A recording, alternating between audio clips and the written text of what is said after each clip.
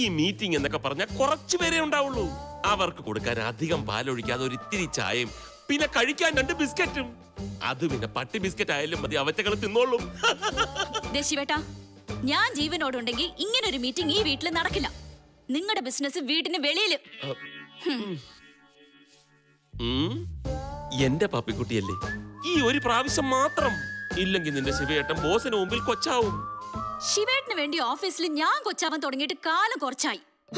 ഇതിന് പകുതിയെങ്കിലും ആത്മാർത്ഥത സ്വന്തം തൊഴിലിനോട് കാട്ടിയിരുന്നെങ്കിൽ കഷ്ടം. അപ്പൊ നിനക്ക് സ്വന്തം തൊഴിലാണോ പ്രധാനം? ആരാ? വീട്ടു ജോലിക്ക് വന്നതാ. മാഡത്തിന്റെ അമ്മയെ ഇങ്ങോട്ട് പറഞ്ഞു വിട്ടത്. രണ്ടിടത്തും കൂടി പാർട്ട് ടൈമായി നിൽക്കാനാ പറഞ്ഞേ. അത് കൊള്ളാം. ഇതിനു മുൻപ് എവിടെയാ ജോലിക്ക് നിന്നത്? ആ വർമ്മ സാറിന്റെ വീട്ടില്. ഏത്? ആ റവന്യൂ ഡിപ്പാർട്ട്മെന്റിലെ വർമ്മ സാറോ? അതെ. എന്താ അവിടെ വേണ്ടെന്ന് വെച്ചത്? നിങ്ങളൊക്കെ സർക്കാർ ഉദ്യോഗസ്ഥന്മാരാ, ഇന്നല്ലെങ്കിൽ നാളെ എല്ലാം അറിയും. അതുകൊണ്ട് ഞാൻ സത്യം അങ്ങ് തുറന്നു പറഞ്ഞേക്കാം. ആ വർമ്മ സാറേ എന്നെ കെട്ടിപ്പിടിച്ചു. അത് ഇഷ്ടമായില്ല. വൃത്തികെട്ടവൻ. ജോലിക്കാരിയായ ഇങ്ങനെ വേണം. ഇഷ്ടമല്ലാത്ത ഒരു പ്രലോഭനത്തിന് കൂട്ടു നിൽക്കരുത്. എനിക്കല്ല, ആ വർമ്മ സാറിന്റെ ഭാര്യയ്ക്ക് ഇഷ്ടപ്പെടാത്തത്.